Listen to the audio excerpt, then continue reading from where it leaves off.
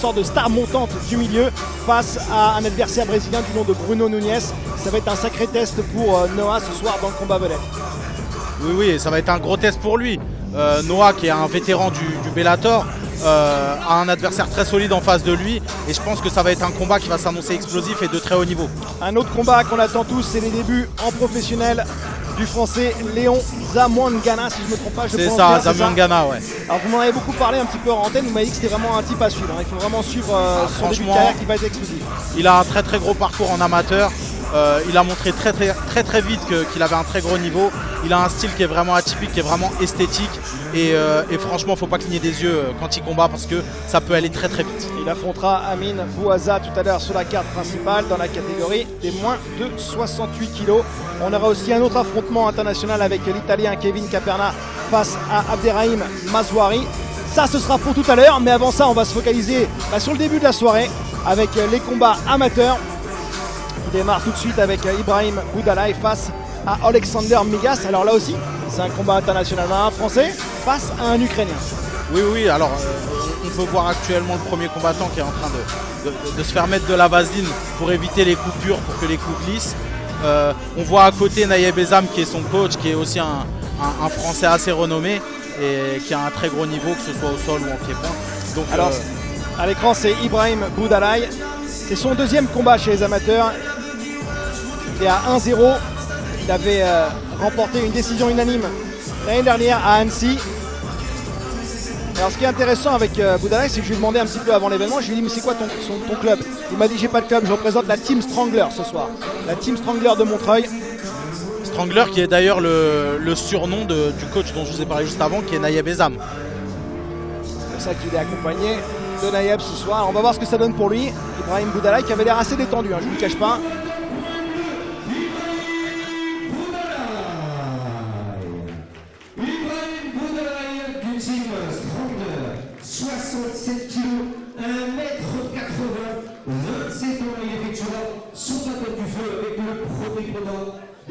Ibrahim Boudalaï sera opposé au combattant coin rouge, fonctionnaire du MMA Factory. Je vous demande d'encourager et d'accueillir le combattant coin rouge, monsieur Alexandre Migas.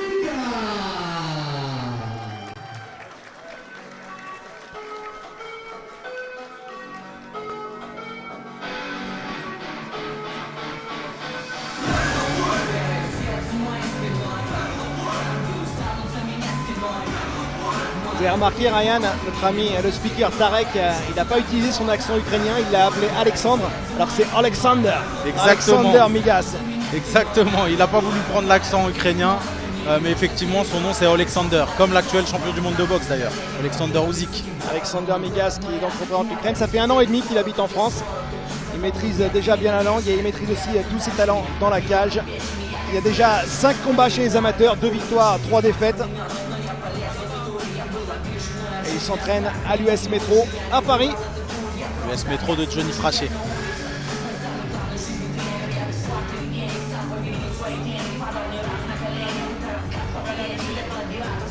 Alexander Migas, c'était la dernière fois qu'on l'a vu dans la cage, c'était au mois d'avril dernier où il avait perdu à la MMA League. Et les 2 victoires qu'il a remportées, c'était des KO rapides. Donc un combattant explosif. Alors c'est vrai que souvent avec ces combattants amateurs, on n'a pas l'occasion de voir tous leurs combats. Ils ne sont pas tous disponibles sur les réseaux sociaux. Il y a parfois une communication qui est un petit peu complexe avec ces gars-là. Donc parfois, pour les étudier, il faut juste regarder leur palmarès. Et quand on voit un combattant qui a 2 victoires avec des KO extrêmement rapides, est-ce que ça vous parle ça? Est-ce que ça vous dit quelque chose? Bien sûr, c'est que c'est un combattant qui doit justement s'engager et qui doit aimer, on va dire, la bagarre. En général, en amateur, il y a aussi un peu plus de bagarre. C'est un peu moins mesuré qu'en professionnel. Donc les combattants ont tendance à plus s'engager. Et si le combattant a de la puissance, ça peut très vite se finir en KO.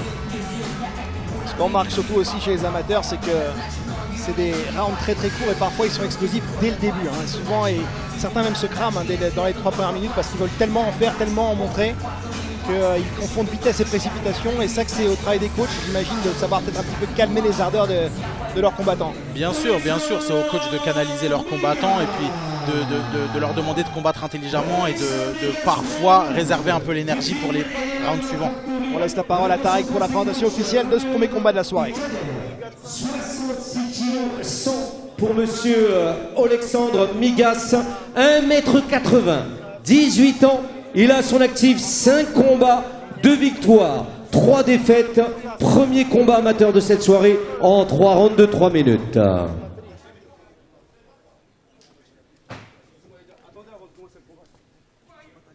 Ibrahim Boudalaï qui a fêté ses 27 ans hier. Il aimerait bien peut-être pouvoir s'offrir un petit cadeau d'anniversaire avec une belle prestation ce soir. C'est tout ce qu'on lui souhaite. Alors évidemment, chez les amateurs, les moins de 66 kg, catégorie featherweight, les poids plumes. Ce sera 3 fois 3 minutes, comme on l'a dit précédemment. Ibrahim Boudalaï donc pour ce premier combat du Team Strong face à Alexander Migas du Team MMA Factory pour cette première édition de ce podium.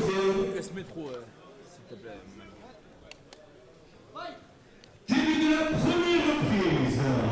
Évidemment, Migas en position de gaucher pour démarrer. Ça peut d'ailleurs poser des problèmes.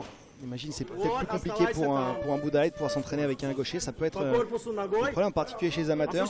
Bien sûr, les gauchers, on dit toujours que c'est très compliqué à appréhender. Il faut inverser un peu tout ce qu'on fait. Et en plus de ça, là c'est un gaucher, il met la pression, il garde le centre. Donc c'est compliqué de s'entraîner avec des gauchers. Il y en a très peu. Alexander Migas qui est en train vraiment de se positionner en tant que contrôle. Il essaie de cadrer un petit peu son adversaire. Chaque fois que Ibrahim s'est déplacé, il lui colle. Il colle dessus. C'est très bien là le travail qu'il fait avec ses low kicks et ses middle kicks. En plus il met la pression, il garde le centre. Donc pour l'instant c'est très bien ce que fait Alexander Migas. Quand on travaille au low kick sur la jambe avant de Ibrahim. Oh joli! Il a pu changer de niveau, faire une petite feinte en middle kick pour partir en high kick sur la tête. Très efficace, vous l'avez dit, en striking, en position debout d'ailleurs. Peut-être une bonne idée de la part de Boudalaï d'essayer de calmer ses ardeurs en le repoussant comme ça sur la cage. Bien sûr, ouais, ça va casser un peu le rythme de Migas qui était en train de prendre, on va dire, de prendre ses marques, de prendre en confiance. Et là, ça va lui permettre justement de casser un peu ce rythme et de pourquoi pas l'amener au sol depuis le cache contrôle. Sors sur le côté. Sors sur le côté droit, Migas. Marche. Expliquez-nous, Ryan, un petit peu la solution pour Alexander dans cette position, essayer de sortir avec cette pression qui est mise. Là, c'est très bien. Il a un underhook, il avait un underhook, donc c'est de passer le bras en dessous et de pivoter du côté où son bras est en dessous, l'aisselle de l'adversaire. On est revenu en position de à l'avantage de l'Ukrainien. Ouf, ça tape très fort là, il a réussi à mettre une remise. Ça tape très dur des deux côtés là.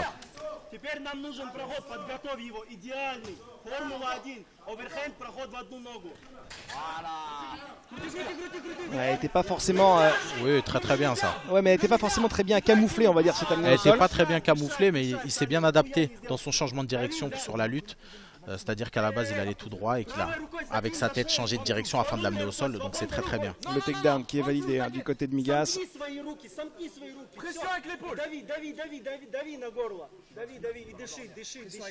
Là il faut rester toujours très actif aussi, on peut le voir, l'intervention immédiatement de l'arbitre. On sait que les arbitres en France sont assez prompts à relever les combattants. Dès qu'il n'y a pas d'action pendant 5-6 secondes, tout de suite debout. Bien sûr, c'est ça, et puis même dans le scoring en MMA, les takedowns, on va dire, pèsent légèrement, mais ce qui est important, c'est les dégâts et ce qui est fait au sol. Amener au sol pour amener au sol, c'est pas autant valorisé que ça en fait. Ouais, attention, il termine le round quand même. Magnifique position montée pour les dernières secondes de ce round. Très bien joué de la part de Migas. Ça, vous parliez des points que ça peut marquer. Ça marque aussi des esprits, de finir franchement un round en position montée. On peut pas être plus dominant sur les dernières secondes. Bien sûr, sachant que sur les échanges debout, je trouve que Migas a été plus percutant. Il a gardé le centre de la cage, c'est lui qui mettait la pression. Et puis c'est lui qui a le takedown, c'est lui qui prend la montée. Donc là, effectivement, ça marque les esprits encore plus. On peut voir à l'image la salle ici à Damary-lès qui est en train de se remplir petit à petit. Alors évidemment, c'est le début de soirée. C'est un petit peu à l'américaine, vous savez, comme à Vegas, on vient que pour les main events. Là, la salle se remplit petit à petit, on attend plus de 1000 personnes ce soir. On pense qu'ils vont mettre le feu tout à l'heure. Mais nous, on voulait vous présenter l'événement en entier en intégralité et en direct sur notre antenne. Et ça nous fait extrêmement plaisir de pouvoir participer un petit peu à l'évolution, au développement des arts martiaux mixtes, parce que les organisations en ce moment, il y en a qui poussent le monde comme des champignons, il y en a un peu partout en France. Bien sûr. Alors souvent ces organisations, elles font un gala, 2 galas et puis elles s'arrêtent, mais on espère sincèrement que Coliseum, vu l'organisation et vu aussi le travail qui a été fait par Oussam et toute son équipe, on veut que ça se passe bien et on veut que ça continue. Bien sûr, il faut soutenir les organisations comme ça parce qu'elles peuvent créer les stars de demain, les combattants phares de demain.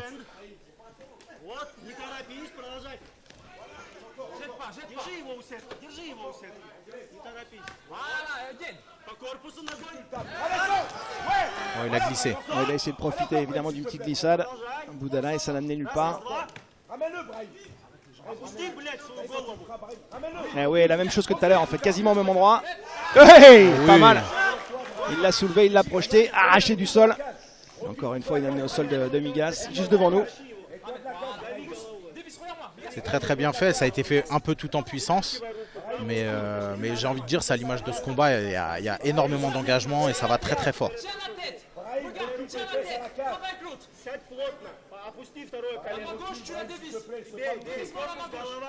En plus, il a eu la bonne idée de faire ce takedown juste dans son coin. Il peut écouter les conseils de ses coachs qui sont juste à l'extérieur. Bien sûr, ouais. On voit beaucoup de combattants qui font ça et des fois même qui ramènent exprès, qui soulèvent et qui ramènent exprès. Il déplace voilà, qui déplace son adversaire pour avoir les conseils du coin. C'est simple, celui que vous entendez parler ukrainien, c'est le coach Charboulat Abouyev, le coach de Migas.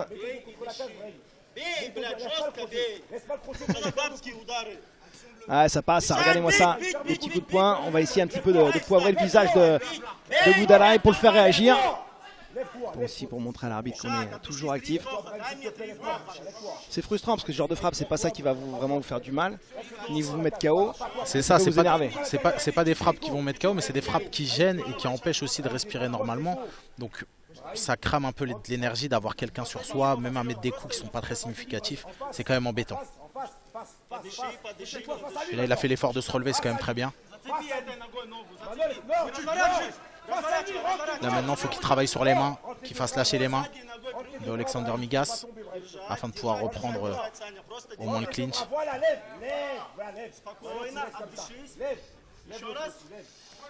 Donc voilà, dans ces situations, il faut que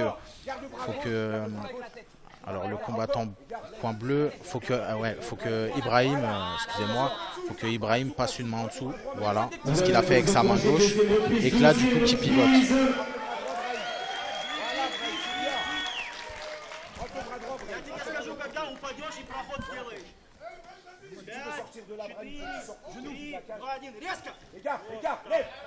Ils sont changés de niveau maintenant avec à l'arrachage du sol avec ce single leg takedown. Abdoulaye qui s'accroche à la tête un petit peu comme une sorte de désespoir final. Mais ça c'est comptabilisé encore. Vous parliez des scorecards à l'extérieur avec les juges qui sont là pour pouvoir non seulement apprécier la technique offensive et la tactique défensive.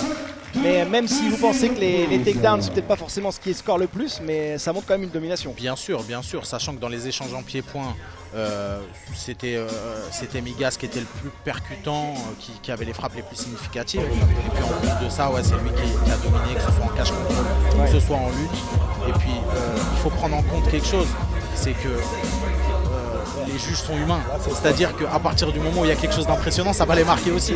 Et là, les takedowns, ils étaient faits tout en puissance, donc c'était assez impressionnant. Regardez les images qu'on voit actuellement à l'écran avec Boudala. On parle souvent du body language, du langage corporel. Le langage corporel de Boudala, il est un petit peu déjà défait avant même la fin de ce combat. C'est ça, là on va dire que je pense qu'on peut s'avancer en disant qu'il y a 2-0 pour Migas. Donc là, le Boudala, il va falloir qu'il finisse le combat s'il veut arracher la victoire. Ça va être compliqué pour lui, on vous l'avait dit, dominé pour l'instant en stand-up face à l'Ukrainien. Allez, troisième et dernière reprise pour ce premier combat amateur de la soirée. Oh on lâche les faux, vous avez vu ça? Ouais. Migas qui veut en finir, lui, très rapidement. Il a été. Ces 2 victoires, c'était par KO. Il a envie de s'en offrir un troisième.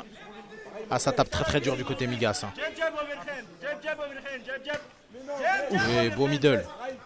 D'ailleurs, il a été apprécié. L'Ukrainien lui a fait un petit signe de la tête. Je l'ai bien senti, bien joué. Ah, des fois, il faut s'incliner devant les belles actions. Hein.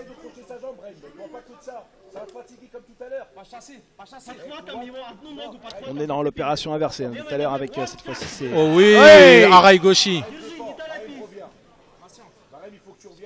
La belle projection de judo.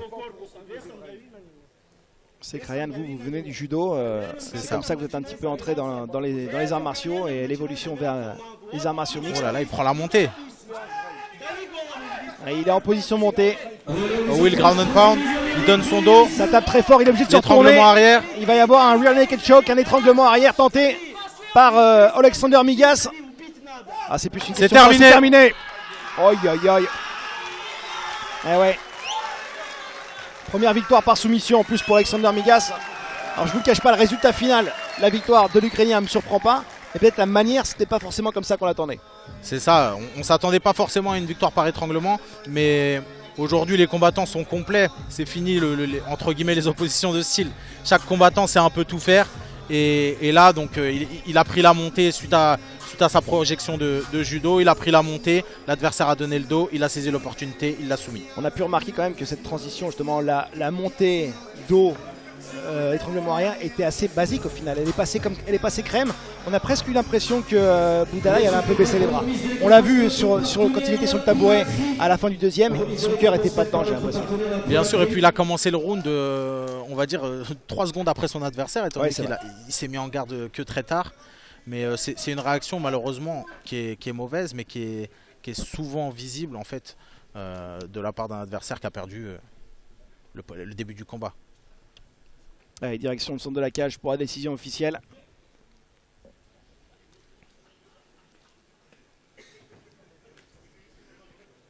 On va demander donc à notre partenaire la piraterie de bien vouloir venir pour la remise des récompenses. Et donc déclaré vainqueur par soumission à la 3e reprise, le combattant coin rouge, monsieur Alexander Migas. Ryan, il a seulement 18 ans, Alexander Migas, et il est allez, en train avec de montrer notre pas mal partenaire la piraterie. Il a la niaque, quoi. Il réussit à faire des beaux finishes. Il est à 3-3, ce qui n'est pas forcément exceptionnel en amateur, 3 victoires, 3 défaites. Mais en tout cas, ces victoires, c'est toujours des finishes et toujours spectaculaires. Bien sûr. Après, moi je dis toujours